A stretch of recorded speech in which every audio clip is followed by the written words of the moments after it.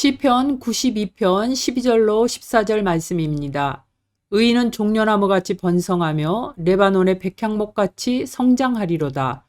이는 여호와의 집에 심겼으며 우리 하나님의 뜰 안에서 번성하리로다. 그는 늙어도 여전히 결실하며 진액이 풍족하고 빛이 청청하니.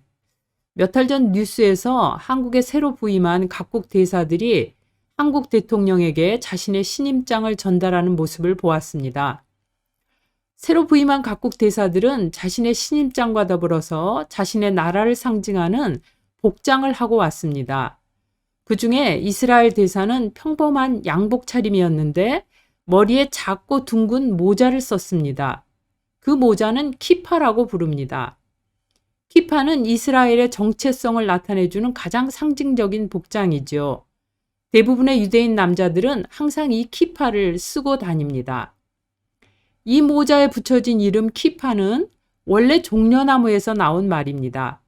종려나무의 가장 꼭대기 가운데 있는 생장점을 키파라고 부릅니다.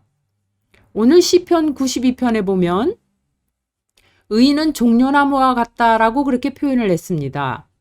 의인은 하나님의 백성들을 말합니다. 하나님의 백성들은 종려나무와 같다라고 시인은 오늘 표현한 것이죠. 종려나무는 광야에서 자라는 나무입니다. 광야는 메마르고 척박한 곳입니다. 우리가 사는 세상을 흔히 광야 같은 세상이라고 부릅니다.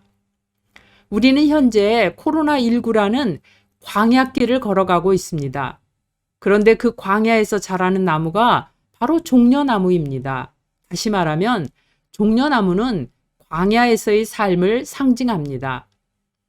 그 광야의 삶 속에서 종려나무는 길이가 무려 15m가 넘게 쑥쑥 자라서 숲을 이루고 뿌리가 100m 이상 깊이 뻗어 내려가서 어떤 척박한 상황에서도 결코 말라 죽지 않습니다. 그래서 식물학에서 종려나무를 불사조를 뜻하는 페닉스라고 부릅니다.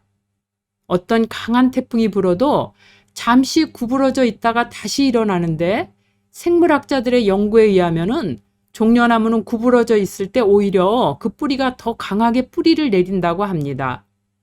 강풍을 맞으면 맞을수록 오히려 더 강하고 튼튼하게 자라는 것이지요. 그뿐 아니라 그 척박한 광야에서 헤아릴 수 없을 만큼 많은 열매를 맺습니다.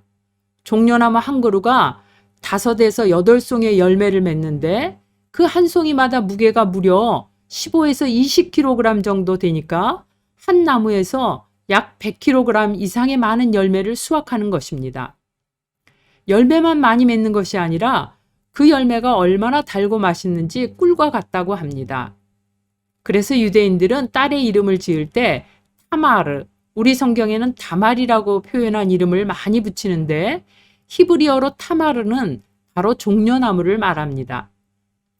그런데 광야 같은 환경에서도 결코 죽지 않고 오히려 그 고난 속에서 더 크고 달고 풍성한 열매를 맺는 이 불사조 같은 종려나무를 죽이는 간단한 방법이 있습니다. 그 방법은 바로 종려나무의 키파를 꺾어버리는 것입니다. 키파가 꺾인 종려나무는 자라지 못하고 곧 죽고 맙니다. 키파는 종려나무의 가장 꼭대기에 하늘을 향해 쭉 뻗어 있는 가지입니다. 하늘을 향해 쭉 뻗어 있는 키파가 있는 한 종려나무는 광야의 어떤 척박하고 메마른 환경 속에서도 오히려 더 깊이, 더 튼튼하게 뿌리를 내리고 자라서 상상을 초월하는 열매를 맺습니다. 오늘 시편 기자는 우리에게 말합니다. 이는 여호와의 집에 심겼으며 우리 하나님의 뜰 안에서 번성하리로다. 그는 늙어도 여전히 결실하며 진액이 풍족하고 빛이 청청하니. 하나님의 집에 하나님의 뜰 안에 있는 종려나무는 번성할 뿐만 아니라 늙어도 여전히 결실하고 진액이 풍족하고 빛이 청청하다 말씀을 합니다. 사랑하는 성도 여러분, 코로나19 광야의 시간을 살아가지만 종려나무의 키파가 하늘을 향해 쭉 뻗어 있는 한 그 나무는 결코 말라 죽지 않습니다. 아니 오히려 더 번성하며 결실을 합니다.